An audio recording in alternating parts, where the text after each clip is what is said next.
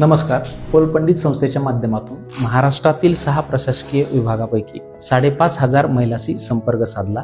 त्यामध्ये आपल्याला असं दिसून आलं की लाडक्या बहीण योजनेचा येणारा छोटासा हप्ता किंवा जो काही 1,500 रुपयाची रक्कम आहे ती छोट्या कुटुंबामध्ये किती मोठा योगदान देऊ शकते किंवा किती मोठा बदल करू शकते. आपली मुलं शिकत असताना शैक्षणिक योगदान देण्यामध्ये हा हप्ता खूप महत्त्वाचा ठरतोय. कुणी आपल्या लेकरांना पेन वही घेण्यासाठी किंवा शालेय ट्युशन लावण्यासाठी या हप्त्याचा फायदा होतोय. दुसरीकडे पाहिलं तर ग्रामीण भागामध्ये किंवा शहरी भागामध्ये महिला बचत गट मोठ्या प्रमाणे चालतात. त्या महिला बचत गटाचा हप्ता महिना भरल्याच्या नंतर प्रत्येकासमोर हा एक प्रश्न असतो, पण हा 1,500 रुपयाचा हप्ता त्या बचत गटामध्ये सुद्धा योगदान देत आहे.